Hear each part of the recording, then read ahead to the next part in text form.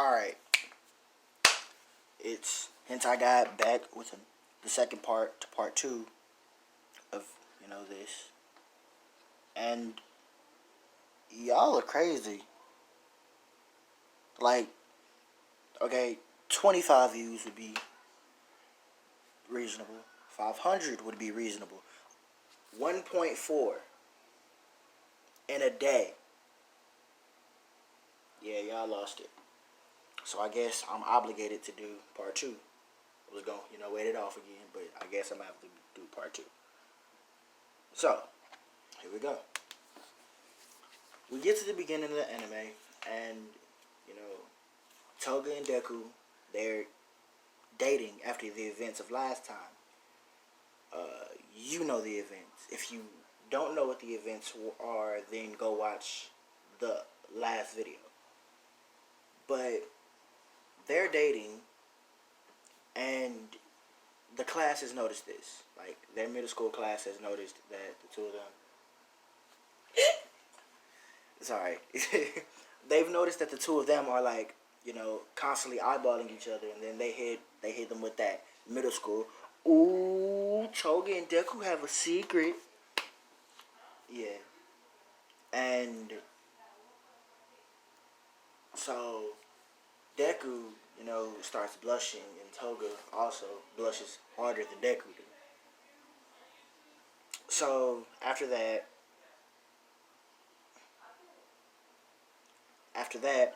we get to the part where, that's it. The teacher asks the class, what do they want to do? What they want to do. And before everyone can even say anything, he takes his stuff. Well, he takes the papers and throws them into the air and says, well, I know everybody wants to go to UA, so what's the point? You all want to try to take the hero exam, right?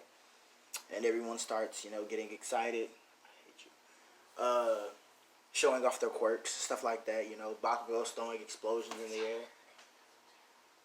So he does this. Bakugo says, "Don't listen me in with the rest of these trash a-holes." And everyone's like, well, Bakugo's sure to get into UA. And that's when the teacher looks at both Deku and Toga and says, wait, doesn't the new couple want to go to UA as well? And this is when Bakugo starts getting upset and says, how can a quirkless loser go to UA and then someone with a villain quirk? That makes no sense. I advise you two to drop out before I get angry. And the fact that Bakugo called Deku quirkless didn't make him mad. It was the fact that he said Toga's quirk was villainous. Deku is pissed. He remembers how he felt yesterday, and he realizes he felt just like this. But before Deku can do anything, Toga does. Her quirk has evolved. It's basically done a devil fruit awakening, technically. And yeah, she takes her pencil, and with the traces of One For All that she has, because there's technically 2 users now. So with the traces of One For All that she has, she takes her pencil and she throws it at Bakugo at lightning speeds. And Bakugo jumps back and says, you shitty brat, how dare you do that? And then he immediately jumps at at Toga. Now, before the teacher can even break this up, Bakugo starts floating into the air. And everyone's looking around to see who does this, because they know Toga doesn't have a quirk like that. And then everyone sees the motions that Deku's doing. Toga's just blushing, saying, Maizuku has, showing off his quirk for the first time. He must be so happy. And then this is when Angry Deku says, quirkless, you say. Villainous, you say. It's not about how your quirk is. It's about how the user chooses to use it. No quirk is bad. Unless your quirk calls for killing someone. And then Bakugo musters the strength to say, how are you doing this? And then what Deku says surprises everyone. He says, well, how? Oh, I forgot to tell you. My quirk awakened yesterday, Kachan. It may not be pretty, and it may not be flashy like yours, but it's very devastating. And just then, Deku bites his thumb while he's holding Kachan in the air, and he begins to slowly bleed. And then, with this single couple drops of blood, these blood spikes, like the senbons that Haku threw at Naruto and Sasuke, they start forming, but like bigger.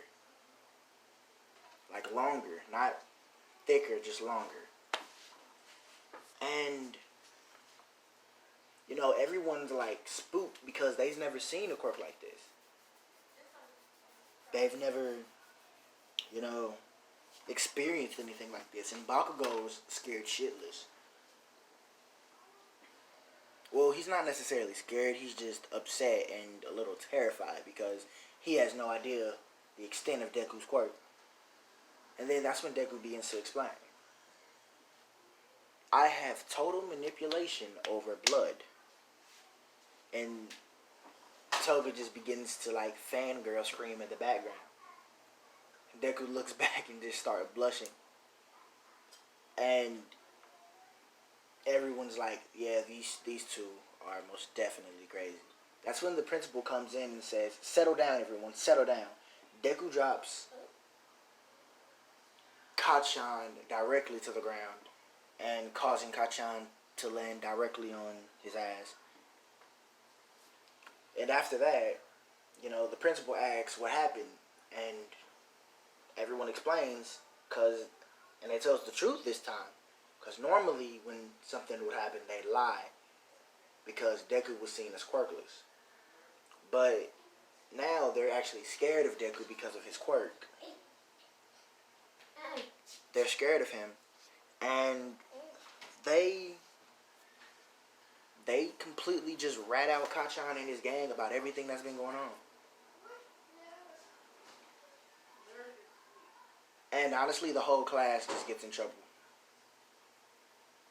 Because first, they lied and bullied him when his quirk wasn't awakened. But when his quirk awakened, they decided, hey, let's just go ahead and tell the truth now. Because, he's terrifying. So, the whole class gets, school duties where they have to, like, clean the school up at night. Not night technically, but after school. They have to, maintain the club room, stuff like that. So, on the walk home, Deku and Toga are walking together. Now, Toga's been training her body for One For All. For the half of One For All that she has. But she hasn't, she can only muster up at least 5% of it right now. 10 if she spreads it throughout her whole body. No, 6 if she spreads it out through her whole body. Because One For All is a devastating quirk. And the evolution that it did to her quirk was that she doesn't technically need blood. It's just a stronger lasting effect if she uses blood. Now, all she has to do is just look at the user and see their quirk, happen. and then she can transform into them. But she doesn't necessarily need to see their quirk happen. She could just, transform into them. But if she don't know their quirk, she can't use it. And if she goes strictly by what she sees, then her quirk won't, it won't be accurate, like completely accurate. You'll know small details about, like the hair won't sway in the wind, stuff like that. But if she uses the blood, then it's just total transformation. So yeah. I hate you with a passion. So? But yeah. So they're walking home, and this is when the sludge Deku gets the feeling that something's about to happen, so he immediately pushes Toga out of the way. And then, in an instant, the sludge villain grips Deku. Now, Deku's trying to fight it off by solidifying his blood in his mouth to make, the entrance to his mouth unable to get open so the sludge villain can't take him over. But, sludge villain's still finding ways. His ears, his nose, and Toga's trying to rip the sludge villain off of Deku. That's when she gets the idea. So what she does is she curls up her finger and channels one for all throughout her arm. Like at least 5%, one for all throughout her arm. And then flicks as hard as she can. And this sends a wave of air that shoots towards the sludge villain, blowing him off of Deku. And with this small chance, Deku takes the pencil in his pocket. No, the pen that's in his shirt. Because it's like one of those old style ink pens that had like the silver, it's like a fish arrow pen.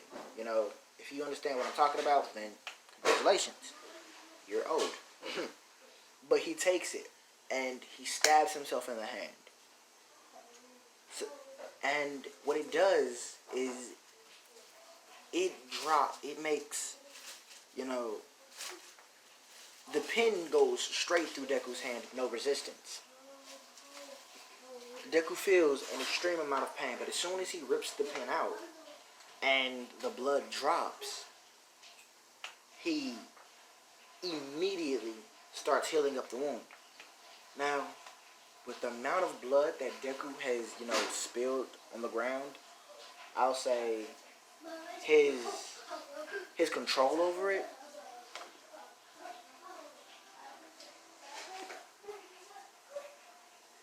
is crazy stupid strong. So this is where he does it. The more blood he uses, the more diverse he can, use it. So it doesn't do the normal thing that it would do. It doesn't transform into a weapon or any of that. No, this is a living, breathing thing. Its own characteristics, its own nature. It can transform at will. So, it immediately transforms into a snake. I have no idea why. I'm going to just say a snake because snake. But yeah. So, after it transforms into a snake, Deku immediately sets it on attack mode. And it rushes the sludge villain, just gobbling it up. And the more it gobbles, the sludge villain tries to find its way out because he realizes that it's made of blood. But he then sees that the outside of the snake is hardened. Like, it's actually real. And this is an ability of Deku's. It's called blood creation.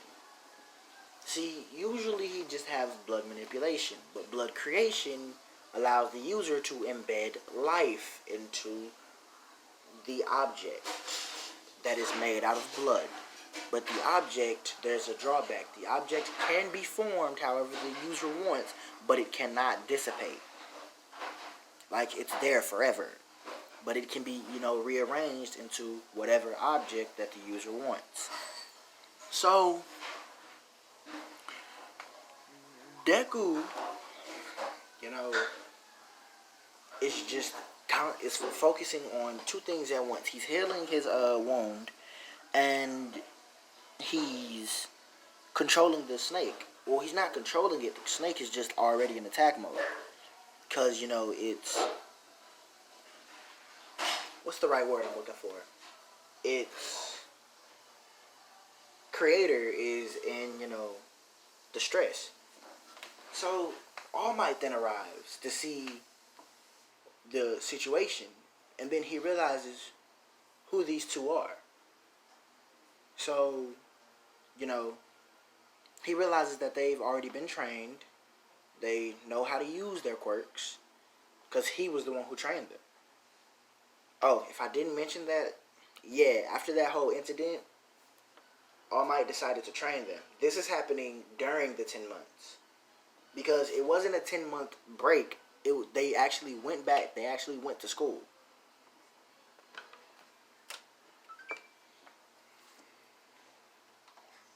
So, what would have happened was that, he decides to sit back and see how far they've been training and what they need to be trained on. And he realizes that Deku made an impulsive move. He stabbed his hand, even though it wasn't called for that much blood. But what is going on? It's like he's only focusing on his hand while that creature is dealing with the sludge villain. And, All Might then decides to further analyze the situation. And just as All Might was about to act, the sludge villain is already in the snake's stomach, and the snake transforms into a sphere to contain the sludge villain. Now, the snake instantly, the ball instantly goes to All Might because it knows that All Might is a professional. So, even though it was just born today. So, what happens next is that Toga runs over to check to see if Deku's okay, because, she's his girl, and she's in love with him. Obsessively. Like, darkly. Oh, and a lot of you wanted stabby, so you'll get stabby. Just wait. And, All Might gets a container, and he then starts to,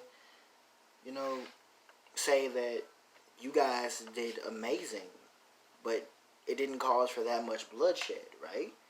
He looks at Deku, and Deku says, well, you're right. It didn't cause for that much bloodshed, but I only had one goal in mind, and that was to protect Toga. So, Toga starts to blush, and Deku says this with a straight face. And All Might realizes that this is just young love. It reminds him of his sensei, and he decides that they don't need to be trained on anything else. Toga still needs to train her body more, and All Might will help her with that.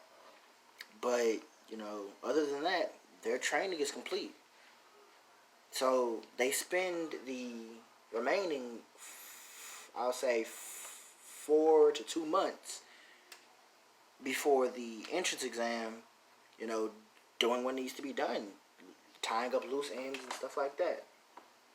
So, Deku, crazy thing, right? Deku already has, Toga taken care of. He has Toga has a vial of blood. Oh, I should tell you what happened to the creature. All Might took the sludge villain from the creature, put it in a bottle, and, the creature then turned into a flower, And Deku picked it up. And I know this is going to sound weird, but he gave it to Toga as a gift. Because the creature is alive. And all Deku has to say is one word for, it to naturally do its job. And the word that Deku said was protect. So that is why he's giving it to Toga. Now, Toga still has the knives she, naturally had in the anime. It's just not the same knives. You guys know what a kunai is? Just imagine a smaller knife that's throwable. And she has this registered as, part of her quirk. Because she needs to use this in order to get food. Yeah. So. Oh, and then there's something special that happens when when Toga drinks Deku's blood, because his blood contains the other 50% of One For All. But I'll explain that later. Not in this episode, like later. So, they begin, it comes to the day of the entrance exam, and, Toga's hyping Deku up. She's like, are you ready for this, babe? Are you ready for it? And Deku's just, excited, hyping Toga up, saying the same exact thing. Now, Deku and Toga make their way. All Might wishes them luck, says you guys could, you could have gotten in on a recommendation. But Deku still has that philosophy of, wanting to do it himself, wanting to prove that he has his own power. And he has.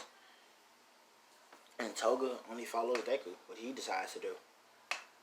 But his decision has made her fall in love with him even more, which disgusts me. So, Deku's, confident, but he's like the same. He has moods. He's like bipolar, technically. Because he has his anger mood, where his quirk, his ability acts for itself. Like, it'll give him the courage to act. Then he has his shy mood, where, but he's still the same exact Deku, just with bipolar anger issues. So, what happens next is pretty crazy, and it appeals to you all who want stabby stabby. So, this same thing happens. Deku and Toga go to the entrance exam, and Deku trips. Before Toga can grab her, Uraraka comes up, smacks him on the back, making him float. And Deku was just, saying thanks a lot. While Toga's in the background, just smiling. And Toga, she's just being her, really. So she just tells Deku, hey, can you go pick out us some seats so we can, sit together? And Deku says, yeah, sure, why not? So he goes in to pick some seats out, while Toga is, I'm using air quotes, talks to Uraraka.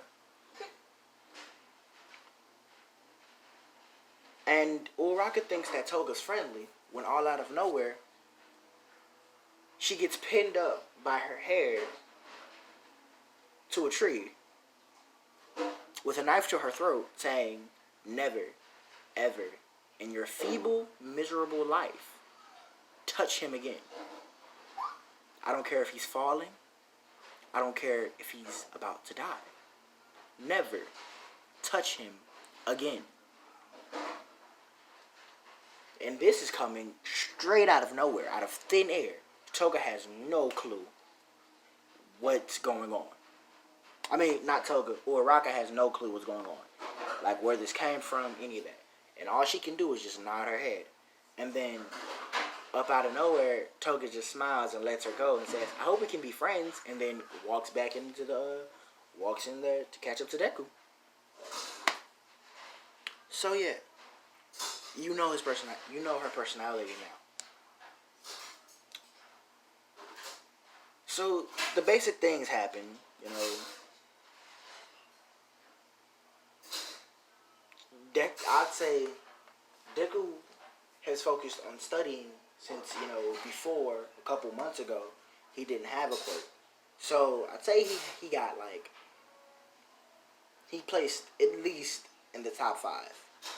Toga placed in like the top 10, maybe 6, right behind Deku or something. I don't know. I'm not really good at the scores of that test because yeah. And Ida begins to, well, as Deku's talking to himself, Ida says the exact same thing. Hey, can you like not talk to yourself? You're disturbing everyone here that's doing what they need to do to get in here. Ooh. So, Bakugo at least got top 20. Because he wasn't on his A game. He was just, focusing on making Deku pay. And the same thing happens. But instead of Deku walking to Uraraka, Deku tries to walk to Toga. And Ida comes out of nowhere and says, hey, I don't think you should disturb her during this time. Toga sees this. And she gets very, very upset. I'm talking mad levels of upset.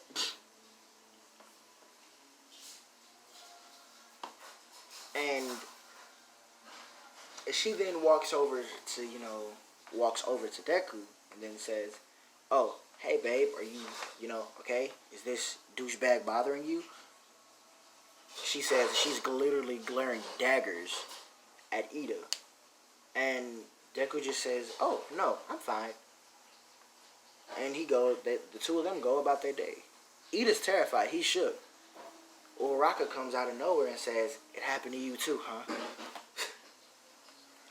So, after that, I'd say a lot of the same things happen. Toga places, in the top 5 because she has a vial of Deku's blood and she just naturally drinks it to, gain the other percent of One For All, the other 50%, and she becomes stronger. And she gains the quirk Deku, possesses, but she just doesn't change the appearance. Because she, feels like Deku was so adorable that she's unworthy to look like him. Which I don't see the problem with. But Deku, the same things happen.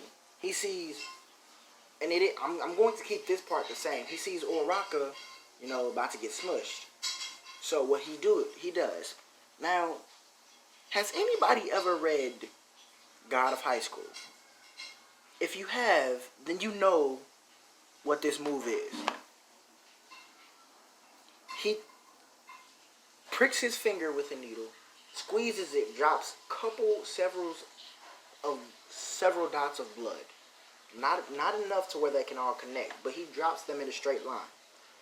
He then makes them expand like circular discs, like the type of discs that Magneto used in the movie when he escaped the glass penitentiary. And I'm talking about the original X-Men. So he does this, and then he makes them expand like towards the sludge villain. I mean, not the sludge villain, the 0 Point robot. And immediately, on impact, he liquefies it. Like, this is the different part of the move. He liquefies it and makes the robot stop in its tracks.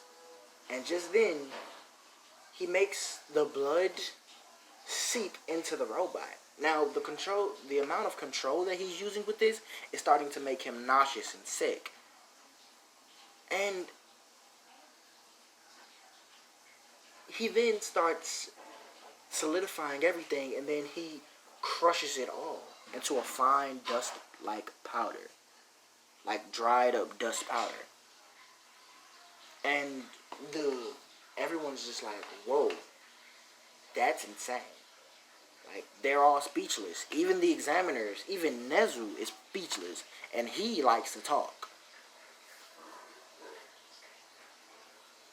And, Deku just instantly faints from, using so much willpower. I mean, using so much control and willpower and his quirk so much. Because that is a drawback. Devastating moves like that, yeah, those right there will exhaust him. But, Deku just wakes up at home with Toga laying right next to him underneath his arm. And he gives a soft smile and kisses her cheek, and she immediately just rolls over onto his chest. But I'm going to leave that there. So, congratulations, you guys got a part 2 out of me the exact second day. Let's see if you guys can do the same, that y'all did to the other video to this one. And if y'all do, then it's crazy. Y'all are crazy. But stay into anime.